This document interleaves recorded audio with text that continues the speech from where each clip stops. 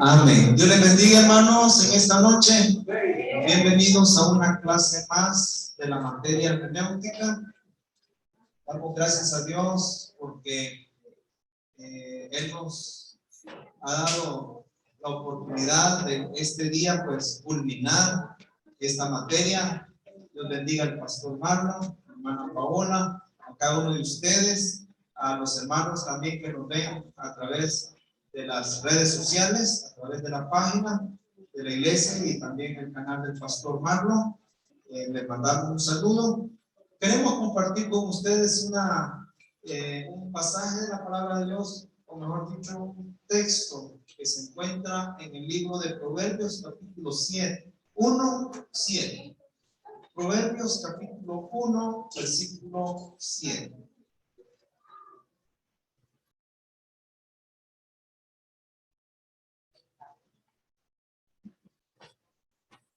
Amén. Dice la palabra de Dios: el principio de la sabiduría es el temor de Jehová. Lo leemos una vez más, lo repetimos. El principio de la sabiduría es el temor de Jehová. Oramos en esta noche y dejamos al pastor.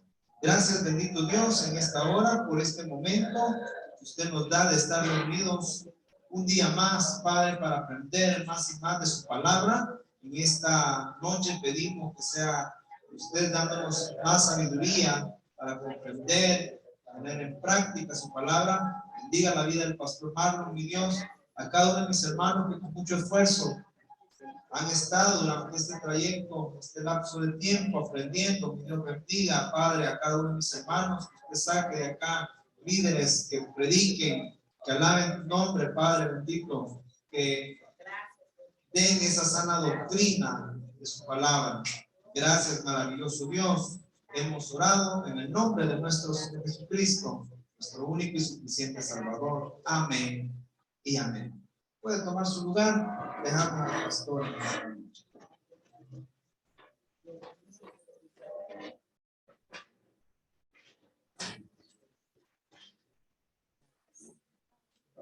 Gracias, pastor Mauricio.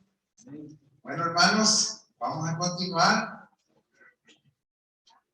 Hoy le ponemos la cereza al pastel, a este pastelito que comenzamos a cocinar de hace como 3 semanas. Hemos venido en 2 sesiones semanales de trabajo para poder salir adelante, para poder sacar adelante este interesante tema. Hoy, como era prometido, vamos a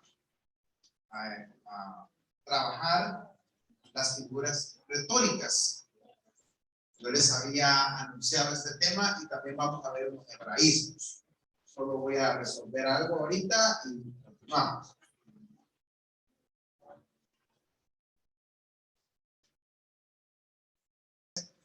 Ahora, como decimos, las figuras retóricas.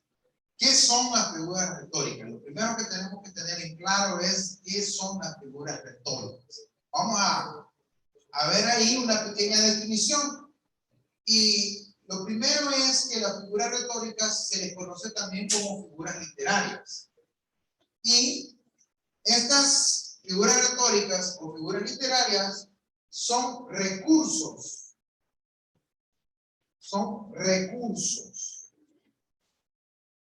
Son recursos del lenguaje. Son recursos del lenguaje. Y fíjese de que el propósito de estos recursos del lenguaje es darle belleza. Es darle belleza y potenciar el significado. Es decir, que el significado al escuchar o al leer sea más impactante, que produzca un impacto en el lector o en el oyente. Las figuras retóricas, entonces, son recursos del lenguaje que se usan de forma original o poco frecuente las palabras para potenciar su significado y belleza. Y el propósito de usar las figuras literarias es destacar una idea. O sea, la figura literaria puede ser usada con varios propósitos. Uno puede ser destacar una idea, es decir, destacarla, hacerla relevante. También otro de los propósitos es persuadir. También se busca despertar una emoción.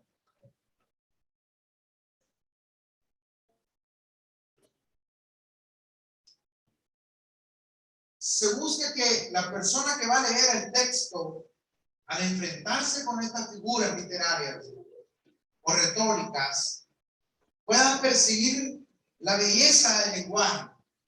Es un lenguaje más rico que el lenguaje literal.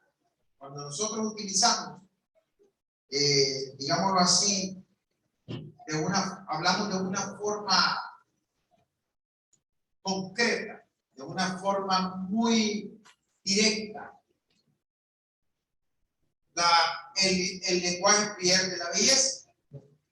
Por ejemplo, si yo les digo a ustedes, Jesús murió por sus pecados. No es lo mismo que les diga yo, Jesús es el Cordero de Dios. No es lo mismo, porque cuando yo estoy utilizando, estoy diciendo Jesús es el Cordero de Dios, yo ya estoy usando una figura literaria. Yo ya estoy usando una figura retórica. Esa figura retórica se llama metáfora. Entonces, cuando yo utilizo las figuras retóricas, es para darle belleza al lenguaje, es para que sea mi expresión o mi lectura, mi texto, sea más persuasivo, es para producir en el lector una emoción, para que el lector pueda percibir algo.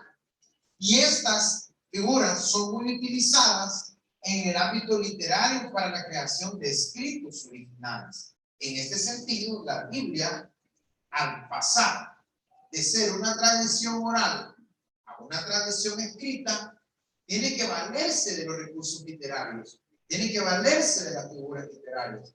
Recuérdase que el pueblo hebreo era un pueblo de tradición oral. Sí, ellos todos se lo transmitían hablado. Pero llega el momento en el que se hace necesario poner por escrito la palabra del Señor. ¿Para qué? Para evitar que la palabra se fuera distorsionando su significado. Entonces, ¿qué pasa? Se utilizan figuras retóricas, embellecen el lenguaje. Entonces, cuando nosotros estamos hablando de un lenguaje figurado, nos estamos refiriendo al uso de recursos literarios. Nos estamos refiriendo al uso de las figuras retóricas como tales. Cuando hablamos de lenguaje simbólico, nos estamos refiriendo a que tomamos elementos de la naturaleza, de la cultura, para ejemplificar una idea. No es lo mismo. ¿Por qué razón? Porque el símbolo tiene un significado específicamente dado por la cultura. Representa algo. Por ejemplo, una paloma. ¿Qué representa para nosotros una paloma en nuestro contexto? Paz. Nosotros vemos, usted quiere proyectar el concepto de paz, inmediatamente, ¿en qué pensamos? Es una paloma negra.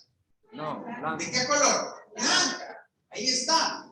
Entonces, ese es un lenguaje simbólico, pero el lenguaje figurado es cuando yo uso recursos literarios específicos, es decir, cuando yo agarro estas figuras como tal y las aplico en un texto para escribirlo o para hablarlo. Entonces, allí yo estoy usando un lenguaje de carácter figurado. Entonces, usted tiene que identificar cuando usted está leyendo el texto, cuando el escritor está usando un recurso literario. ¿Por qué razón? Porque si usted toma literal un lenguaje figurado, usted va a torcer el significado del versículo. Lo mismo es, si usted toma literal un lenguaje simbólico, usted va a torcer el significado. Entonces, ya sabiendo que las figuras retóricas o figuras literarias son recursos de lenguaje para darle belleza, para ser persuasivo, para producir una emoción en el lector, vamos a ir entonces viendo cuáles son las figuras literarias. Fíjense que las figuras literarias o retóricas son un montón. No sé por qué me da problema, no me muestra todas tal vez quizás lo pasó para otra, de para abajo. No lo pasó, no sé por qué no me deja verla, pero son 3 columnas de figuras que yo le traía.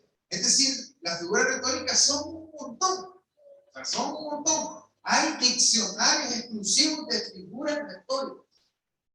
O sea, usted puede comprar, si quiere, un diccionario de figuras retóricas en la Biblia. O sea, es una cosa impresionante. Nosotros vamos a ver unas aquí porque no podemos verlas todas, porque son un montón. Entonces, pero nosotros vamos a ver al menos la metáfora, esa sí la vamos a ver, porque es de las que más abundan en el lenguaje de los salmos. Ahí vamos a encontrar un montón de metáforas. Vamos a ver también, bueno, pero le voy a leer al menos las que tengo aquí. La metáfora, está la sinécdoque, la metonimia, la prosopopea, la ironía, la hipérbole, la alegoría, la fábula, el enigma. Y hay otro montón de figuras más. Está la parábola, el proverbio, la alegoría como figura. Entonces, vamos a ver nosotros aquí unas cuantas de estas figuras y las vamos a encontrar en la Biblia. Van a ver ustedes que ahí están reflejadas en la Biblia. Entonces, vean usted que esto es algo sumamente amplio. Usted puede dedicar su vida entera, si quiere, al estudio de estos temas. Entonces, vamos a ver nosotros aquí la metáfora, vamos a ver la hipérbole, vamos a ver la alegoría, vamos a ver la parábola, vamos a ver el proverbio. No, el proverbio no lo vamos a ver, pero sí vamos a ver la parábola y vamos a ver la alegoría. Esas figuras que yo considero que para mí son indispensables para alguien que va a predicar o que va a leer el texto o va a enseñar a otros. Entonces, vamos a comenzar entonces hoy con la metáfora. ¿Qué es una metáfora? Bueno, la metáfora es una figura que tiene como base la semejanza entre dos objetos o hechos. La metáfora es una figura que tiene como base la semejanza entre dos objetos o hechos. Pero estos dos objetos o hechos se caracteriza el uno con lo que es propio del otro. Es decir, yo voy a comparar dos cosas porque tienen similitudes. Es decir, yo no voy a comparar un pescado con una bicicleta o un pescado con una moto. No pega. Tiene que tener características que permitan explicarlo, que me permitan potenciar el significado, que me permitan explotar el sentido de aquella comparación. Entonces, cuando usted oye que alguien está predicando y dice, hermanos, esta es una metáfora, en ese momento usted tiene que entender que están hablando de una figura de comparación, que lo que ahí van a hacer en ese momento, o lo que van a decir, va a ser para comparar. Ya vamos a ir viendo las metáforas. Y aquí tenemos un ejemplo. Jesús dijo, yo soy la vid verdadera. Ahora, Jesús se está caracterizando con lo que es propio y esencial de la vida. Es decir, no es que vamos a poner cualquier metáfora, ¿verdad? Cualquier ejemplo a lo loco, sino que tiene que ser algo que cumpla las características de lo que yo quiero dar a entender. Entonces, por eso Jesús no dijo, yo soy el zapato verdadero o la chaqueta verdadera. No tenía nada que ver. Pero sí dice, yo soy la vid verdadera. ¿Y qué es lo que quiere decir? Bueno, al decirle a los discípulos, ahí hay otra metáfora, ustedes son los pámpanos. Allí Jesús está usando otra metáfora. ¿Y qué es? Los caracteriza a ellos con lo que es propio de los pájaros. Ahora bien, veamos, para que la recta interpretación, cuando usted encuentre estas metáforas, se pueda dar, usted tiene que hacerse la pregunta, esta pregunta: ¿qué caracteriza la vida? ¿Cuál es la característica de la vida? Y la otra, ¿para qué sirve principalmente? Cuando usted encuentra una metáfora en el texto, pregúntese. Primero, ¿cuál es la característica de esto? De esa comparación.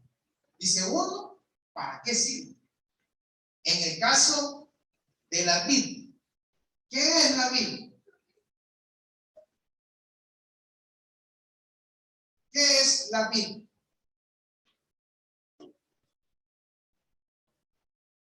¿Pueden opinar? ¿No tengan pena?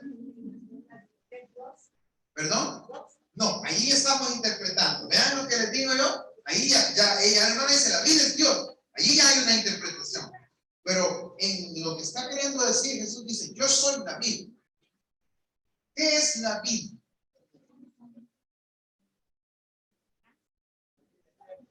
No, y estamos interpretando. Ya ven lo que les digo. Siempre vamos nosotros interpretando el texto. Lo vamos leyendo y ya de una vez lo vamos interpretando. La pregunta primera, al encontrar la metáfora, es: ¿cuál es la característica de la vid? ¿Qué es la vid? ¿Y para qué sirve? ¿Ah? Correcto. Una vid es una planta de uvas. Y específicamente es el mero tronco. El tronco madre de un arbusto de uvas. ¿Y qué son los pámpanos? Los frutos que se desprenden. Son las ramitas que se desprenden y dan el fruto. Esos son los pámpanos, las ramitas más secas. Entonces, ¿y cuál es la característica de la vid? ¿Para qué sirve el tronco de la planta? Para sostener. ¿Para qué más sirve? Para nutrir. ¿Y cómo se nutren las ramas? Vamos a ver. Aquí estamos recordando los conceptos cuando estábamos en la escuela. Es bien importante la escuela. ¿Cuál es el propósito del tronco? Vamos a ver si se acuerdan. Ya dijo la hermana, nutrir. No, esa es la raíz. Acuérdense que lo que sostiene la raíz. La raíz es lo que le da, si un árbol sin raíz, solo con troncos cae.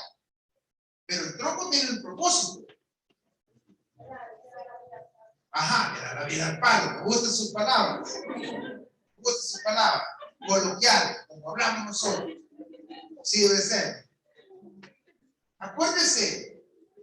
Eso, hermana, ¿por qué no hablan? No, como dice aquel, ¿por qué no hablan? Pues amor, dice aquel, claro. El tronco alimenta la savia. ¿A qué? A las ramas, a los pámpanos. Entonces cuando Jesús está diciendo: yo soy la vid y ustedes son los pámpanos, ¿qué les estaba diciendo Jesús ahí? Yo soy el que los voy a nutrir a ustedes, a alimentar a ustedes. No se preocupen. Yo soy quien los voy a alimentar a ustedes. Ustedes dependen de mí. Ustedes no se pueden desprender de mí. Porque si se desprenden de mí, no tienen savia. Yo soy el que les voy a transmitir a ustedes esa savia. ¿Se dan cuenta qué precioso es el lenguaje figural? ¿Cómo realza el sentido? Pero si Jesús le hubiera dicho de una sola vez: ustedes dependen de mí, se abre seco aquello. Pero Jesús les dice: yo soy la vid, ustedes son los pámpanos. Es hermoso. Así como una rama. ¿Qué pasa si yo, vamos a hablar en hebreo, si yo desgajo? Si yo corto una rama, si yo la desgajo y queda solo medio ahí, ¿qué va a pasar con esa rama? Se seca. ¿Por qué? Ya no le llega el qué, la sal. Entonces más abajo Jesús le dice, separados de mí. Ese es el contexto de ese versículo, donde Jesús se está poniendo como el tronco, como el centro, que va a alimentar tu vida. Y aquí ya viene lo hermenéutico, aquí ya viene la interpretación. ¿Sí? Aquí yo ya puedo, entonces puedo decir, como usted dijo, hermana, si yo me separo de Dios, mi vida no va a ningún lado. Si yo estoy lejos de Dios, mi vida va a fracasar. Si mi corazón está lejos de Dios, si mi camino está lejos de Dios, si mi mente está lejos de Dios, si lo que yo hago está lejos de Dios, lo más seguro es que no va a dar fruto, no va a fructificar. Ya ves, estoy ya predicando, estoy ya interpretando el texto y aplicándolo. Pero ya discerní primero la figura. Pero si yo me invento que la vid, que Jesús dijo, yo soy la vid. Como que dice, como le preguntaron a un hermano, ¿qué es el yermo? La hiel de la gallina. Se inventa. No, tenemos que preguntarnos. ¿Y para qué sirve? ¿Qué caracteriza la vid? Pues la conexión, la transmisión de la savia. ¿Y para qué sirve? Pues para darle vida a los pámpanos.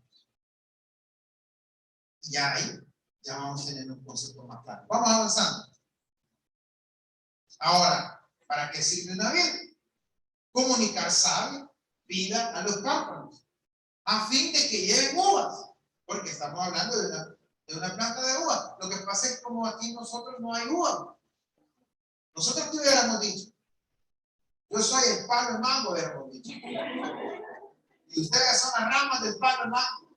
Y el que quiera dar mangotes galanes, no se vaya a desgajar. Así no hubiera sido, eso hubiera sido Centroamérica y El Salvador. Él así hubiera dicho, yo soy el palo de mango, o yo soy el palo de jocote. Ah, que sí, porque eso es lo que aquí abunda para nosotros los cercanos a la vida son los jocotes, ¿verdad? El palo de jocote es lo que más se parece a la uva para nosotros. Pero en la cultura de ellos, la uva se encontraba en todas partes de los viñedos. Entonces, Jesús usa esa metáfora. ¿Ya? Entonces, ¿qué caracteriza? Bueno, en sentido espiritual, caracteriza a Cristo.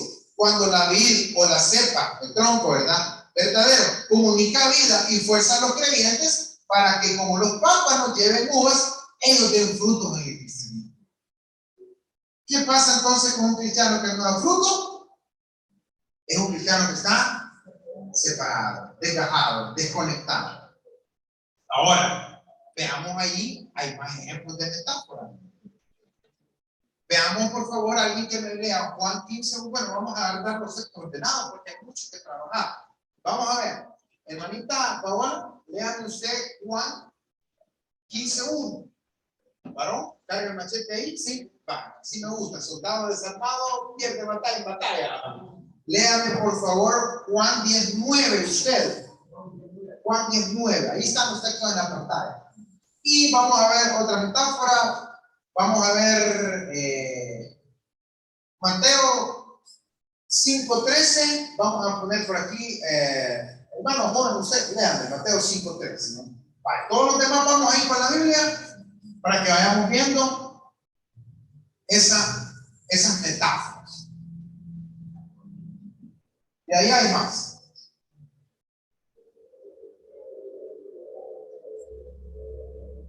Vamos a ver ahorita Juan 15:1.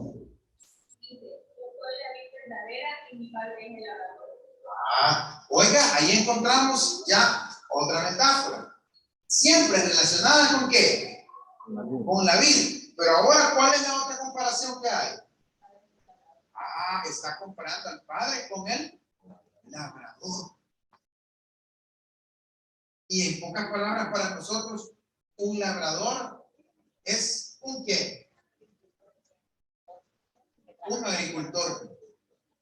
Y el agricultor también, cuando una planta ya comienza a crecer, ¿qué hace el agricultor? En nuestro contexto, ¿han escuchado ustedes la palabra deshijar una vez? Sí. Deshijar, para los jóvenes que no comprenden, por ser nueva generación, deshijar es cuando A la par de la planta comienza a crecer una maleza. Esa maleza chupa el mineral y hace que la planta que estoy cultivando crezca raquítica. Entonces el agricultor va y arranca esos pequeños higos que están alrededor para que la planta quede limpia. Entonces ese es el trabajo del labrador en la vida, ¿sí? Por eso dice, yo soy la vid verdadera, mi padre es el labrador. Lea el siguiente versículo, Paulita, por favor. El 15:2 sería. Todo pámpano que en mí no lleva fruto, lo quitará, y todo aquel que lleva fruto, lo limpiará, para que lleve más fruto. Ah, miren qué interesante. Ahí ya la metáfora está más completa. Ahí ya nos presenta. Allá Jesús solo dice, yo soy la vid verdadera. Ustedes son pámpanos, hasta ahí. Pero aquí dice ya, hay un labrador, y ese labrador que va a hacer un trabajo de campo. ¿Va a qué? A podar. Va a trabajar. Entonces allí ya yo voy identificando. No es que Dios sea un labrador, ¿sí? Pero él, Jesús está comparando el cuido que hace el labrador. Y parte del cuido es podar. No solo sembrar, no solo nutrir, sino también podar. Ah, entonces yo ya puedo hacer hermenéutica, yo puedo decir, y hay áreas de la planta que si no se podan, ¿qué pasa? No da fruto. ¿Se ha fijado usted que hay ramas que ya necesitan que recorten? Y después de recortarlas, ¿qué pasa? Florece. Entonces el Señor va a trabajar quitando todo aquello de nosotros, de nuestro carácter. ¿Sí? Ese mal carácter que todavía tenemos. Miren, el Señor le va a meter tijera.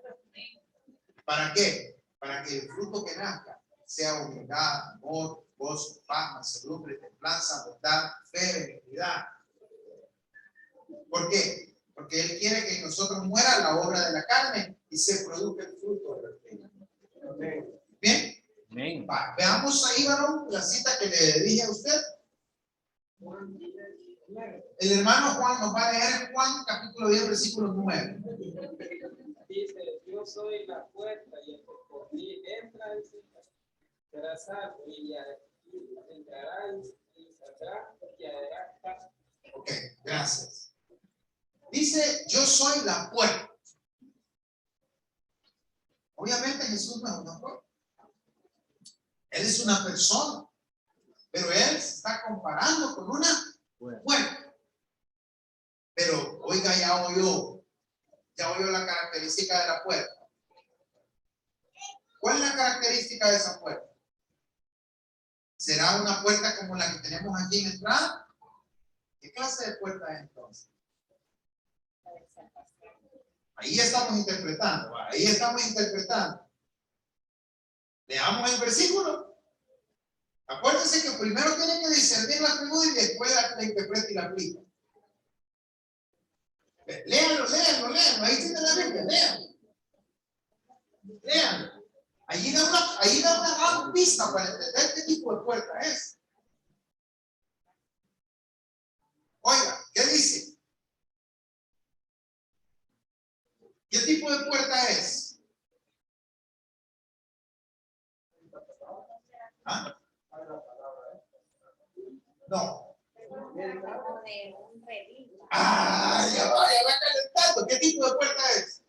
La puerta es él porque es la cabeza. De que ahí está interpretando, y que ahí ya te me fuiste a interpretar. No. ¿Qué clase de puerta? Acuérdense, ¿cuál es la pregunta que nos teníamos que hacer para discernir la metáfora? ¿Cuál es la característica? Obviamente la puerta permite que entrar y salir, pero no nos está hablando de una puerta como la que nosotros conocemos. ¿Qué clase de puerta es? Allí está en el versículo. Léanlo. Ahí está. O sea que uno tiene que entrar a él. No. Lean el versículo, el que ahí están interpretando de nuevo. Pero me gusta porque no te has de notar. Me gusta eso, te felicito. Si yo me hubiera dejado de notar, no estuviera aquí hoy. ¿Qué clase de puerta es, Paola?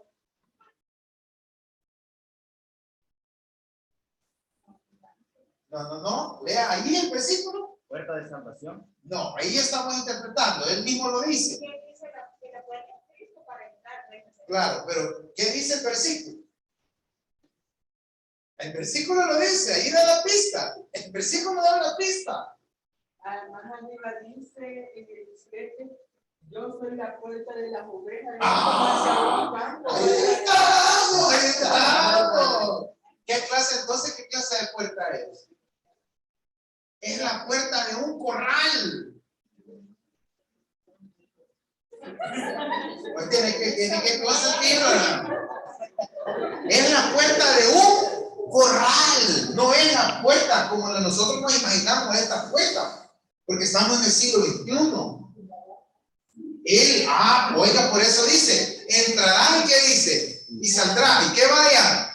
Usted haya paso cuando entra y sale, ¿vale? No es una puerta de casa, es una puerta de corral. Y eso va más profundo. Sigan leyendo el texto, solo para que ustedes vean cuando la lectura se agudiza cómo se disfruta uno la Biblia. Sigan leyendo un poquito más abajo ahora. Siga el siguiente versículo que está. Estábamos en el 10:9. Siga con el 10:10.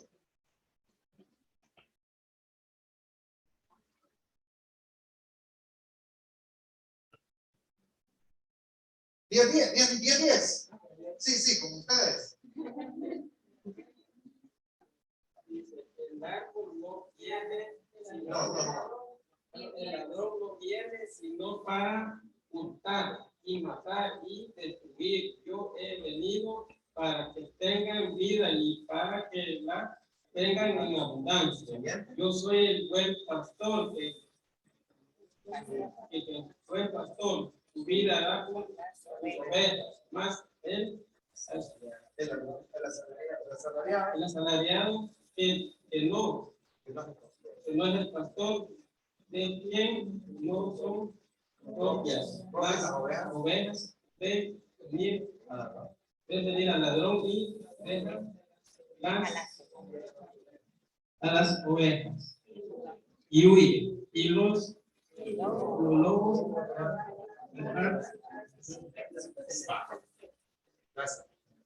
ahí nos presentó ya todo un cuadro. ¿Cuál es el cuadro que nos está presentando? Nos está presentando el cuadro de una vida pastoril. Y cuando él dice, ahí ya vamos agarrando las otras etapas. Dice, yo soy el buen pastor. Pues. Y el buen pastor dice, su vida da. Y nosotros rápido nos vamos a Jesús en la cruz. Va a querer entrar, eso es lo que se nos viene. Pero primero ahí hay una figura. Y los pastores se quedaban a dormir a la par de esa puerta. Habían los rediles, habían los potreros grandes y había una puerta. Que esa era la única puerta por donde las ovejas tenían que entrar y salir. Y los pastores, para evitar que se robaran las ovejas o para evitar que se metieran los animales, los depredadores, se quedaban a dormir en la parte de la puerta. Por eso dice, el buen pastor, su vida da por las ovejas, se está refiriendo a eso, que él se va a quedar a dormir ahí para evitar que un animal, es decir, si un animal va a atacar a la oveja, primero me va a matar a mí. Es lo que está diciendo el texto. Hay un libro que se llama Usos y Costumbres de las Tierras Bíblicas.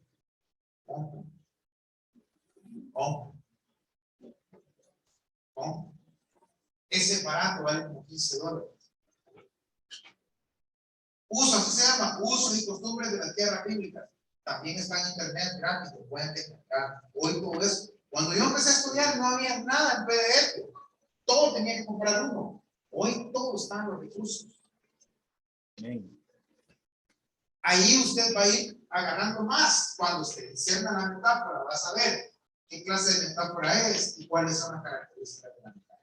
Entonces, mire, Jesús es la puerta. ¿Pero qué clase de puerta? La única puerta.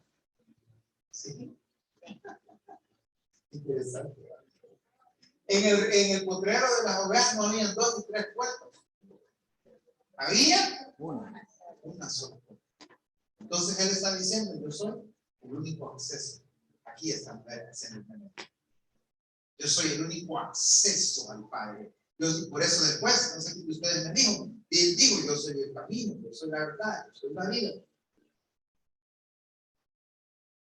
Veamos Mateo 5:13. Hoy. Vosotros sois la sal de la tierra, pero si la sal se desvaneciere, entonces será salada.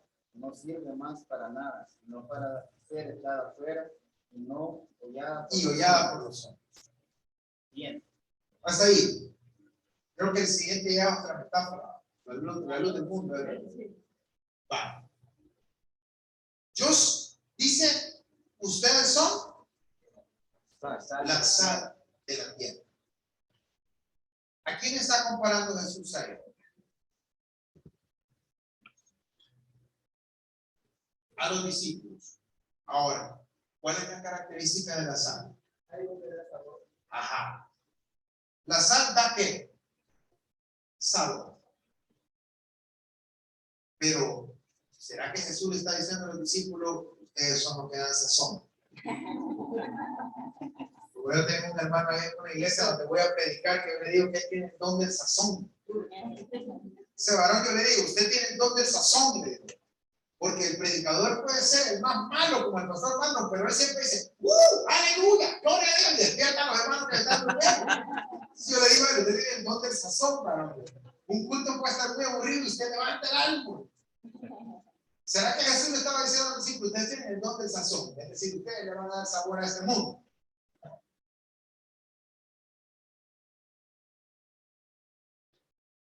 ¿Nosotros para qué ocupamos la sal? Para cocinar, ¿verdad que sí? Pero ¿para qué la ocupamos los judíos? Para cocinar, claro. Pero ¿para qué más la ocupamos? Interesante. Descarguen ese libro, compren ese libro, usos y costumbres de la tierra bíblica. Sofi.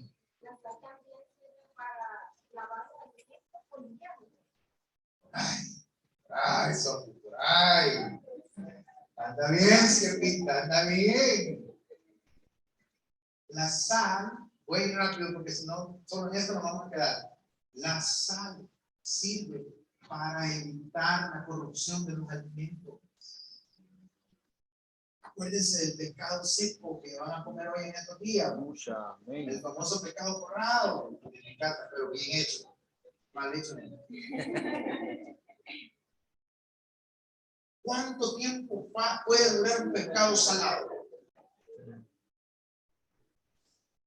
¿Cuántos se acuerdan del famoso tasajo que comíamos cuando éramos niños? Oye, esa carne ahí se haga. Carne salada. La carne salada o tasajo. Todavía. Yo tengo siglos de no comer un pedazo de eso. Siglos de literal.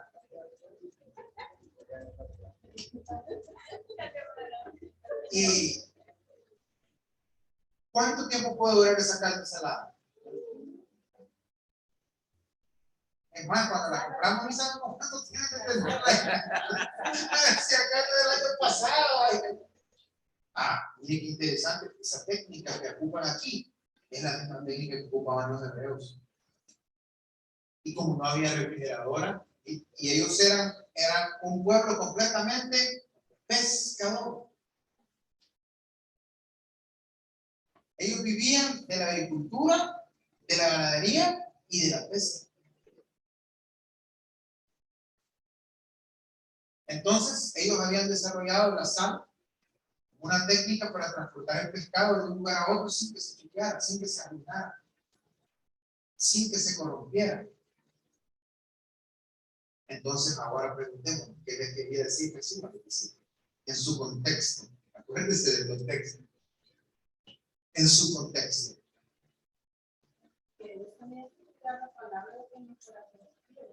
Porque si ellos dejaban que la sustancia ya no tenía la esencia con la que si ellos se dejaban corromper, en lugar de ellos evitar la corrupción, ya no iban a servir más que para ser pisoteados. Y esa es otra figura. Ellos ocupaban una sal que extraían del mar muerto, que esa sal no era para comer, y la tiraban en los corredores del templo para evitar el musgo, el hongo verde que sale cuando hay humedad en el piso. ¿Se han fijado? Esos templos, como los ladrillos no eran como estos de cerámica, sino que eran como barro pulido, como eran las casas antiguas antes aquí. ¿Se acuerdan que esas casas agarraban un honguito así verdecito? Pues ellos tiraban sal y la gente pasaba encima de la sal y eso evitaba que se deslizaran, que se cayeran y a la vez marchitaba el hongo. Y también la sal la ocupaban para batirla con barro y hacían hornos. Y ese barro que se hacía con sal mantenía la temperatura más que los demás hornos. Entonces, esas metáforas que Jesús estaba usando, están dándole a entender a los discípulos que de ellos iba a depender que este mundo se mantuviera con la luz encendida, con la palabra encendida, que ellos eran responsables de evitar y denunciar la corrupción y de predicar el reino en esa mujer. Mire qué riqueza, un texto. Y a veces no hayamos que predicar en serio.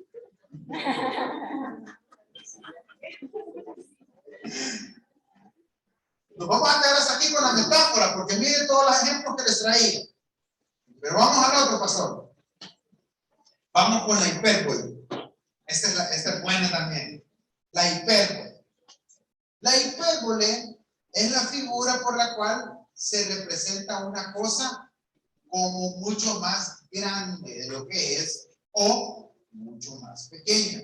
El mucho más, pues sabemos que estamos usando, no es correcto usarlo, ¿verdad? O es más grande o más pequeño, pero se usa a veces mucho más grande o mucho más pequeño. De lo que en realidad es, ¿para qué? Para presentar viva la imaginación de aquel objeto o sujeto o elemento que nosotros queremos comparar. En pocas palabras, la hipérbole es una exageración deliberada.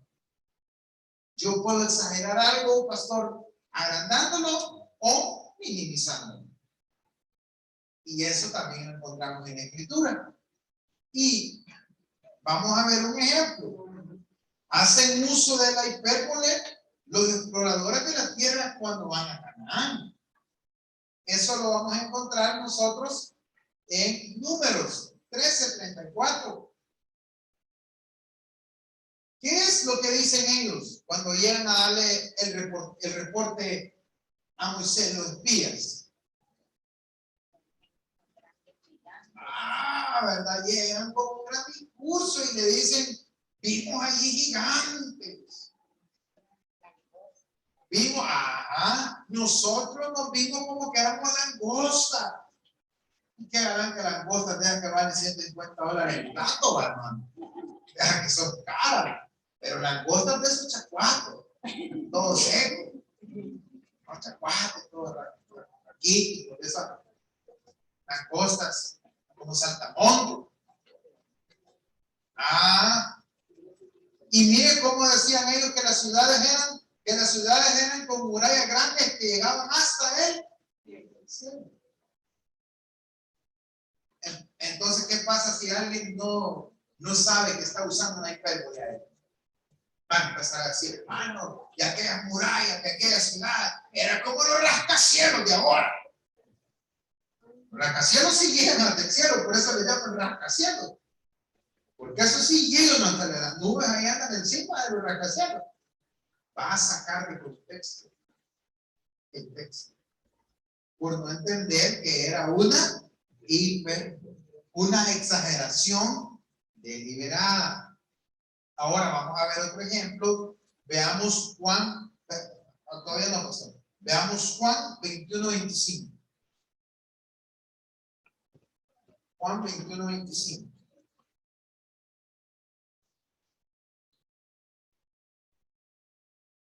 ¿Quién lo tiene ya? Juan 21:25. Léalo. ¿Quién lo tiene? Usted, ¿no? Léalo, por favor. Vos fuerte. Y hay también otras muchas cosas que hizo Jesús, las cuales si se escribieran una por una, pienso que ni aún en el mundo cabrían los libros que se habían escrito. Ahí está. Ahí hay una hipérbole. Dice que si se escribieran las cosas que hizo Jesús, ¿qué dice? Ni en el mundo cabrían los libros. Pero sabemos que eso no es así. Pues, se ha escrito biografías enteras, libros de historia. Pero ¿qué quiere decir? El autor está diciendo, ¿qué es lo que quiere decir esa hipérbole? Que Jesús hizo otras cosas y él no las registra. ¿Eso qué quiere decir? Que Jesús sanó a más gente de la que ahí menciona. Que Jesús predicó en más partes que lo que ahí se dice. Pero que por el momento ese libro solo registra los hechos que él consideraba que eran más relevantes. Miren qué importante poder leer un texto. Identificarlo. Ahora, les voy a poner otro ejemplo de bueno. Si tu ojo te es ocasión de caer, sácalo. Si tu mano te es ocasión de caer, de pecar, corta. Porque mejor es que entres sin un ojo y sin una mano al reino de los cielos y no que todo tu cuerpo se echaba en pie. Allí tenemos un ejemplo claro del verbo. Jesús no le estaba diciendo a la gente córtese la mano literalmente, estaba usando una figura retórica. ¿Qué es lo que Jesús quería hablar? Jesús no estaba enseñando la automutilación.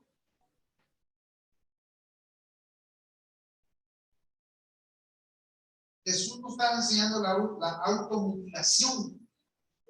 Jesús estaba enseñando la autonegación.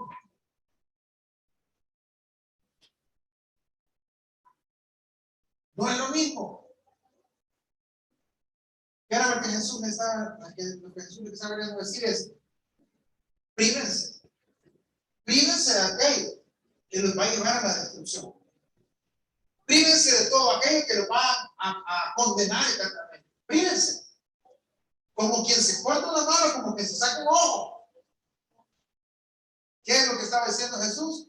Lleguen hasta las últimas consecuencias, si así es necesario. Pero no se dejen arrastrar por situaciones sin deseo.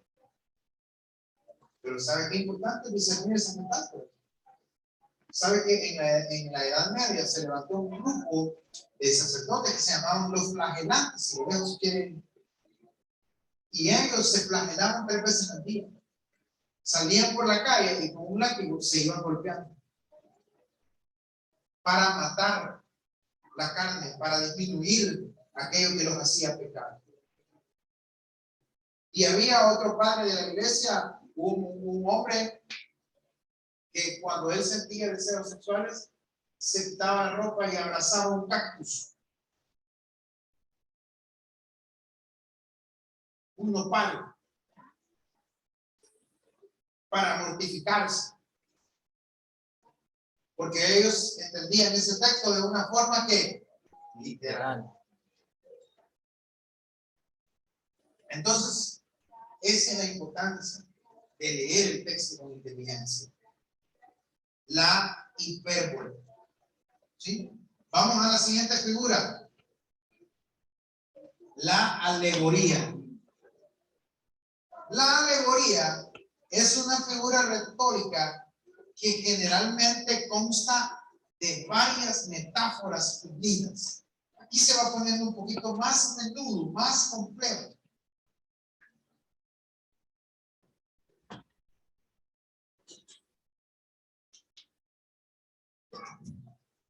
La alegoría generalmente consta de varias metáforas unidas.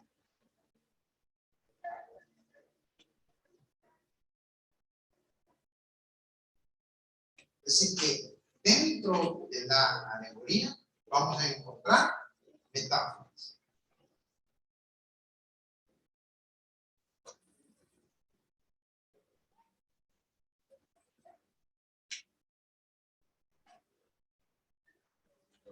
Dentro de la alegoría. Y estas están ahí unidas representando cada una de ellas realidades correspondientes. Es decir, que la alegoría se construye de metáforas, pero cada una de estas metáforas representa una realidad. Está siendo usada para representar una realidad. Y la alegoría suele ser tan palpable, su naturaleza figurativa, que una interpretación al pie de la letra casi se hace imposible. A veces la alegoría está acompañada como la parábola de la interpretación que existe. Cuando encontremos una alegoría, leámosla hasta el final, porque generalmente los escritores bíblicos al final de esa alegoría ponían el significado. Y a veces nosotros decimos, ¿qué quiere decir todo esto? Ahí está. Al igual que la parábola. Algunas veces lo siento. Y aquí vamos a ir viendo un ejemplo. Vamos.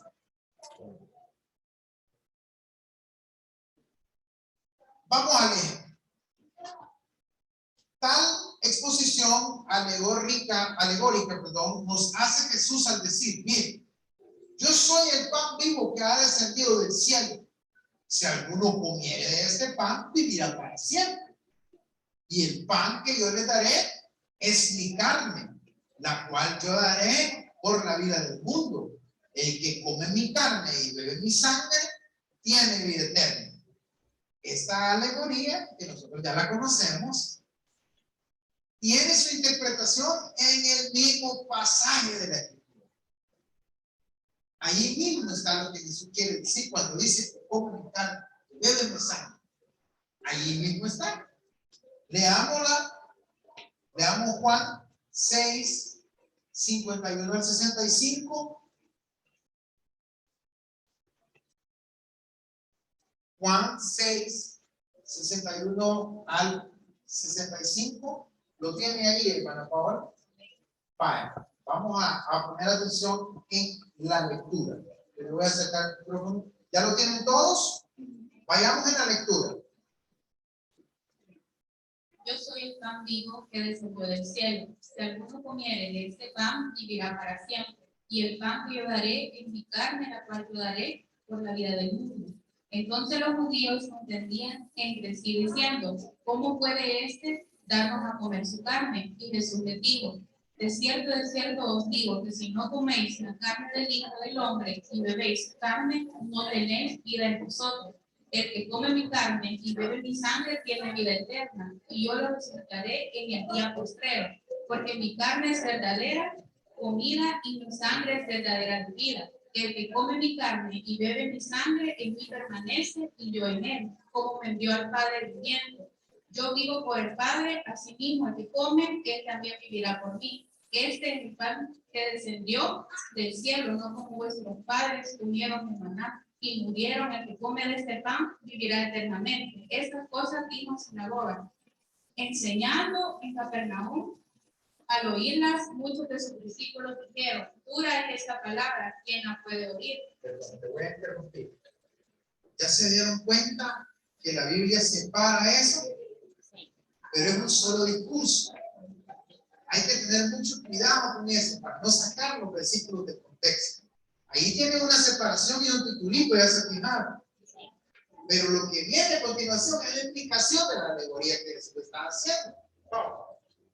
Sabiendo Jesús en sí mismo que sus discípulos murmuraban de esto, les dijo, esto os ofende, pues que si vieres el Hijo del Hombre subir a donde estaba primero, el Espíritu es el que da vida, la carne para nada aprovecha. Las palabras que yo os he hablado son espíritu y son vida. Pero hay algunos de vosotros que no creen, porque Jesús sabía desde el principio quiénes eran los que creían y quiénes le habían de entregar. Y dijo, por eso os he dicho que ninguno puede venir a mí si no lo fuere dado del Padre.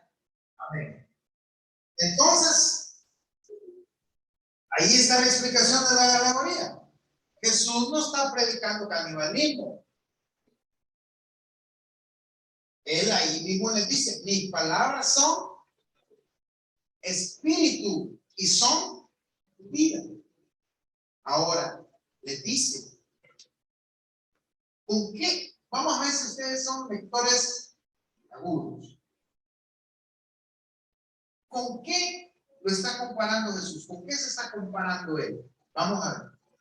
Obviamente con un pan. Ya eso está claro. La metáfora ahí en este caso es con el pan. Pero la alegoría completa que él está haciendo se está comparando con algo. Vamos a ver si ustedes lo percibieron.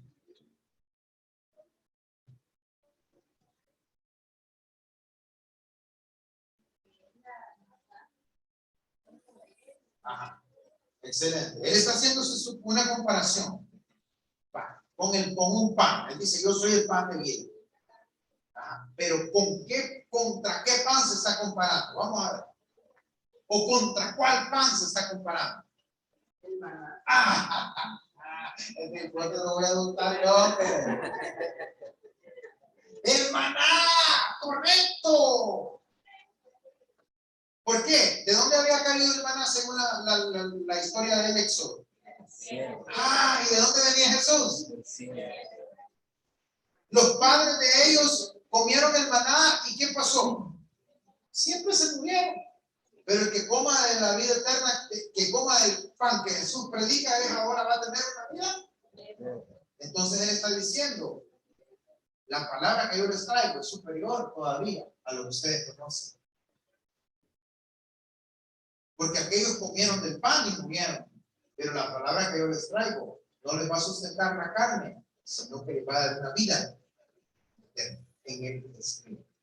Ahí está la respuesta de la alegoría que el mismo hace. ¿Estamos bien ahí? Ok. Vamos a dice, aquí hay otra alegoría que está bien buena. Otra alegoría que nos presenta es Isaías 5, del 1 al 7. Isaías 5, del 1 al 7. Isaías 5, del 1 al 7. Yo quiero que lo leamos ahí.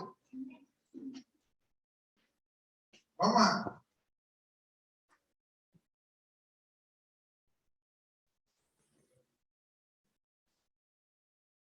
Isaías capítulo 5, versículo 1 al 7. Vamos a leerlo en la Reina Valera. Dice, ahora cantaré por mi amado, el cantar de mi amado a su viña. Tenía mi amado una viña en una ladera fértil. La había cercado y despedregado y plantado de vides escogidas. Había edificado en medio de ella una torre y hecho también en ella un lagar. Y esperaba que diese uvas y dio uvas silvestres. Ahora pues, vecinos de Jerusalén y varones de Judá, juzgad ahora entre mí y mi viña. ¿Qué más se podía hacer a mi viña que yo no haya hecho en ella? ¿Cómo esperando yo que diese uvas, ha dado uvas silvestres? Os mostraré pues ahora lo que haré yo a mi viña. Le quitaré su vallado y será consumida. Aportillaré su cerca y será hollada. Haré que quede desierta, no será podada ni cavada, y crecerá el cardo y los espinos, y aún las nubes mandaré que no derramen lluvia sobre ella. ¿Qué pasa si yo me quedo hasta el 6? ¿Queda en la luna, sí o no? Completamente en la luna. Ahora leamos el 7. Ciertamente la viña de Jehová de los ejércitos es ¿quién? La casa de Israel. Y los hombres de Judá, planta deliciosa suya. ¿Qué esperaba el Señor? Esperaba juicio, pero ¿qué encontró? Vileza. Esperaba justicia, pero ¿qué encontró? Injusticia, ¿verdad? Clamor. Bien. Ahí tenemos con claridad. ¿Qué metáforas aparecen ahí? Bueno, ahí aparece la metáfora de la viña, aparece la metáfora de las uvas. La viña es el lugar donde se plantan las uvas. Es como que digamos la milpa para nosotros. la milpa. Ahí están plantadas todas las plantas de maíz, todas las cañas de maíz. Ahí está todo. A eso una viña entonces era donde estaban los arbustos de uvas. Entonces, ¿qué pasa? La producción de esta cosecha fue uva, y esa uva silvestre ni a los animales les gustaba. Entonces, Jesús está comparando el qué? El fruto de la viña. ¿Con qué lo está comparando? Perdón, el profeta, disculpe. El profeta Isaías está comparando el fruto de la viña ¿con qué?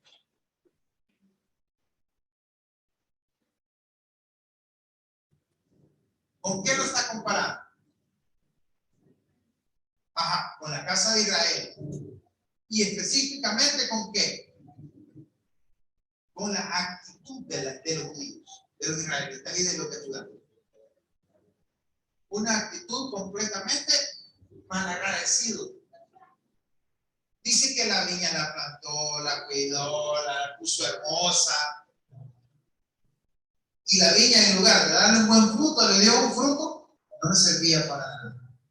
Y al pueblo escogido lo sacó de donde estaba, de la esclavitud, lo trajo a una buena tierra, lo bendijo, lo prosperó, le dio todo. Y el pueblo, ¿qué fue lo que hizo? Adorar a otros dioses.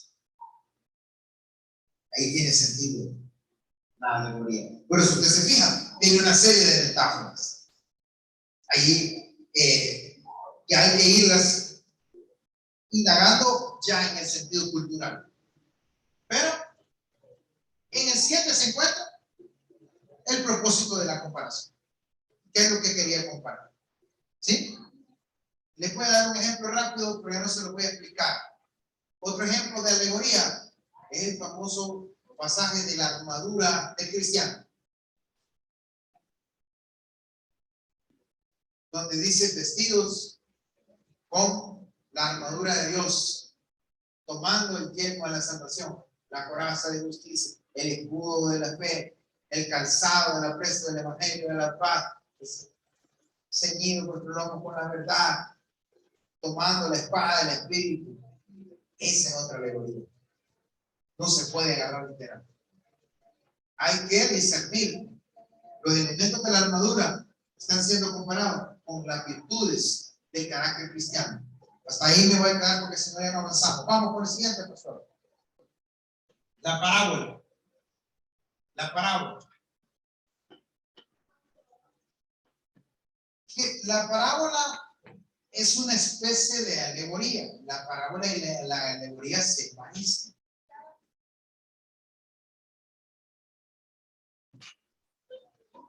Pero la parábola es presentada bajo la forma de narración.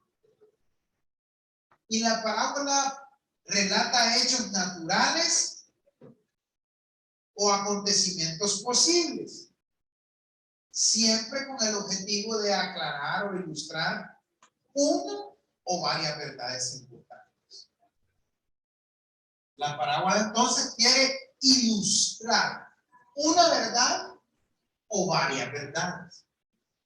Y aquí en la parábola, hermanos, sí que yo he visto cómo inventa la gente significado de los textos. Sí, sí. Entonces vamos a decir que la parábola es una narración creada por el autor, por el escritor, con el propósito de comparar una o varias verdades y dejar una enseñanza moral o espiritual. Vamos a ver entonces. Aquí tenemos cómo vamos a interpretar la parábola. Ya, aquí ya quiere otro trabajito más. ¿Ya?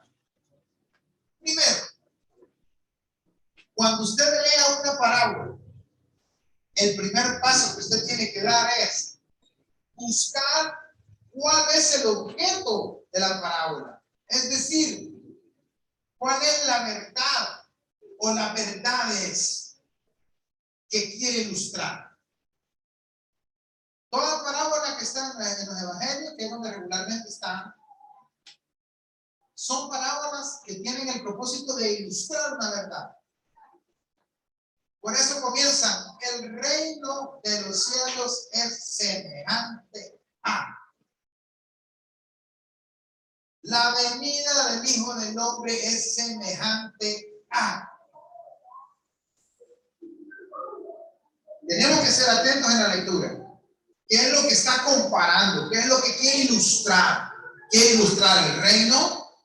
¿Quiere ilustrar la misericordia del reino? ¿Quiere ilustrar la gracia del reino? ¿Quiere ilustrar el juicio final? ¿Qué quiere ilustrar? ¿Qué quiere presentarnos? Una vez que hemos discernido esto, que generalmente se halla en la explicación de la parábola, a veces en la introducción de la parábola o al final de la parábola. Por eso, antes de interpretarla, siempre léala toda. Nunca predique a mitad de la parábola, ¿verdad? Un versículo de la parábola y agarrarla y aplicar. No, léala todo, para que la entienda. Si cuando la va a predicar no la va a leer toda porque es larga, lea unos 2 o 3 versículos los centrales de la parábola. Pero usted ya la estudió todo.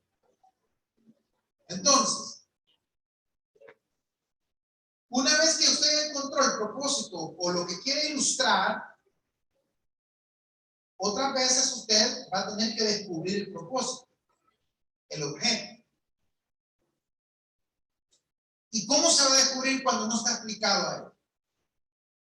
Se va a descubrir tomando en cuenta qué motivó para usar esa figura. ¿Con qué motivo la está usando?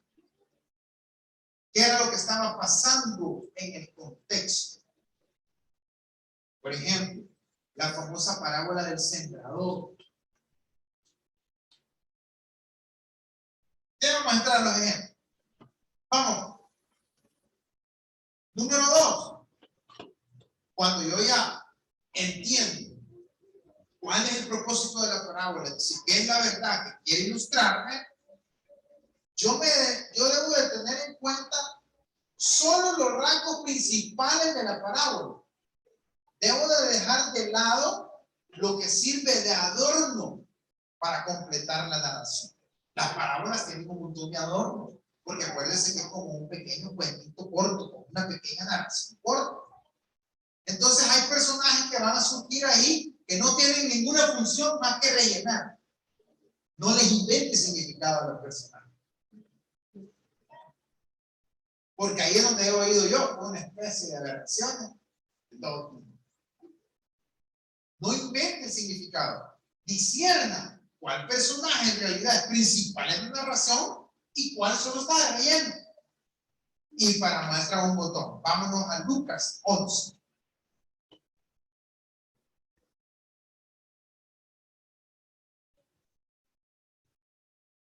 Lucas 11, versículos 5 al 8. Vamos a leer.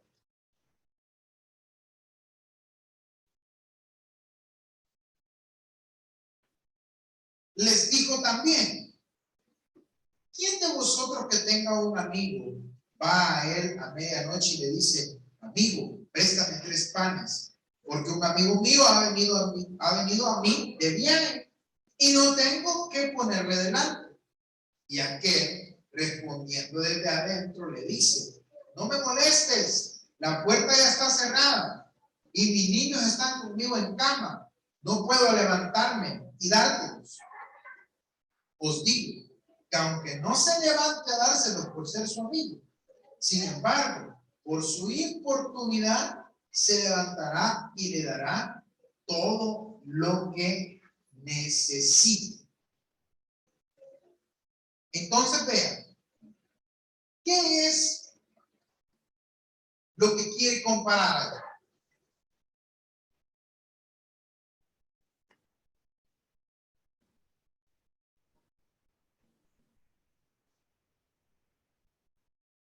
Obviamente yo no puedo decir que Dios representa al amigo que que no le quiere dar los panes. No puedo decir eso. Porque entonces, ¿qué clase de Dios es? ¿Quién es el que está siendo comparado? ¿Quién es el que está siendo comparado ahí? La persona que tiene necesidad. Él es el objeto de comparación. Lo demás es un relleno. Entonces tenemos que ser cuidadosos con eso. Una vez que yo ya sé cuál es el propósito de la comparación, yo debo de dejar de lado los rasgos de relleno que tiene la parábola. Y tres, no debo de olvidarme que las parábolas, como las demás figuras, sirven para ilustrar las doctrinas, no para hacer doctrina. Yo no puedo hacer una doctrina de una parábola, sino que la parábola está ilustrando la doctrina.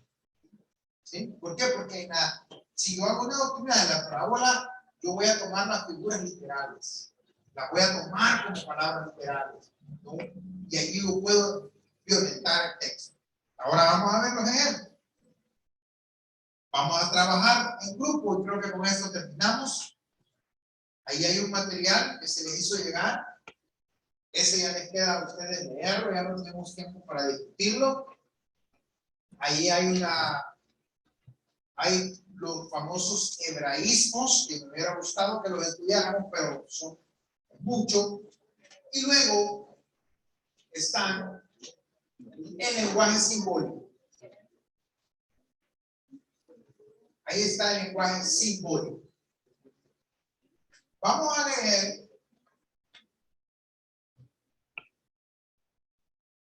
Lucas 18, del 1 al 7.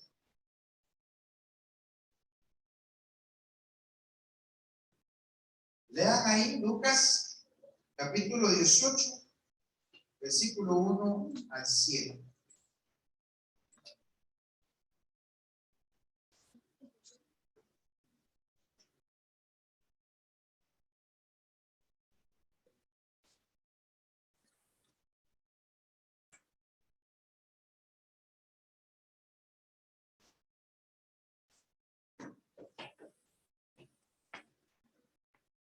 ¿Ya lo tienen ahí? Va. Lo vamos a leer nosotros. Dice, también le refirió Jesús una parábola. Mire, ¿qué dice? ¿Qué le dije yo? Que las parábolas tenían el propósito, el objeto, ¿a dónde? ¿Al inicio o a esta parábola? Es un ejemplo claro. Ella nos está diciendo que lo que va a comparar, ¿qué es? La necesidad. Tengamos siempre eso en mente, porque si no le vamos a inventar un significado a la parábola.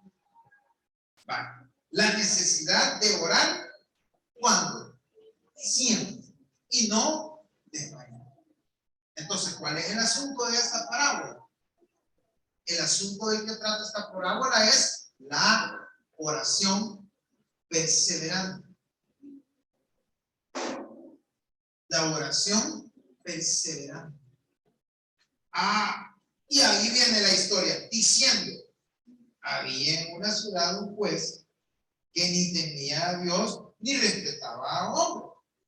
Había también en aquella ciudad una viuda la cual venía a él diciendo, hazme justicia de mi adversario. Y él no quiso por algún tiempo. Pero después de esto dijo dentro de sí, aunque ni temo a Dios, ni tengo respeto a hombre, sin embargo, porque esta viuda me es molesta, le haré justicia, no sea que viniendo de continuo me agote la paciencia. Y dijo el Señor, oíd lo que dijo el juez injusto. Versículo 7. ¿Y acaso Dios no hará justicia a sus escogidos que claman a él día y noche? ¿Se tardará en responderles? Os digo que pronto les hará justicia. Pero cuando venga el Hijo del Hombre, ¿hallará fe en la tierra?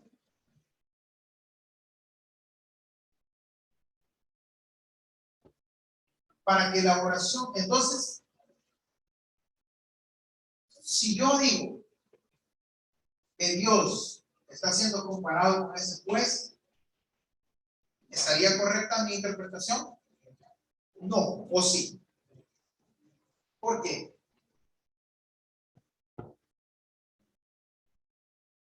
¿Por qué no estaría correcto? Ajá. Porque dice que no es decir que le va a ocupar el presidente. Ajá. Que a Dios no le acaba la paciencia. Va. ¿Pero por qué?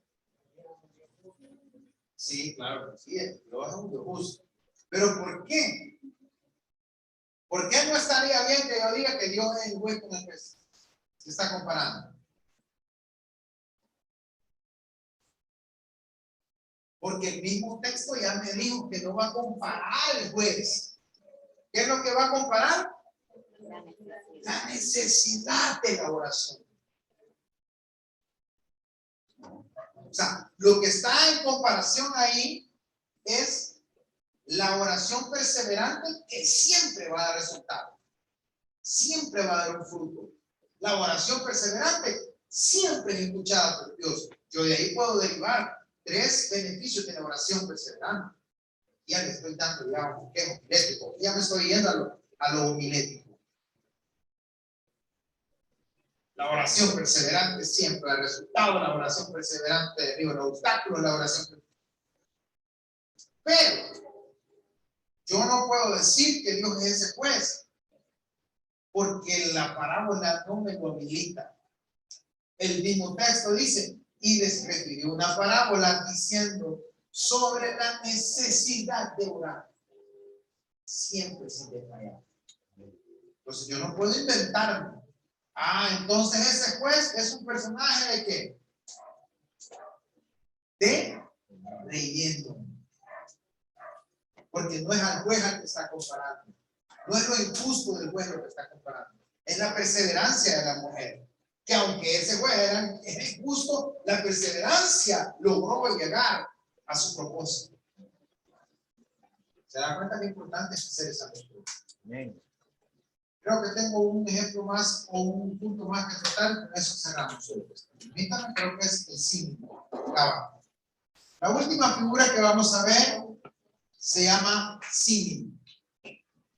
¿Y qué es el símil? Bueno, el símil viene de la palabra similis, que significa semejante o parecido a otro. Y el símil, según el diccionario, es una figura que consiste en comparar una cosa con la otra. Pero, a diferencia de la metáfora, ojo con esto, el símil utiliza para comparar esta palabra.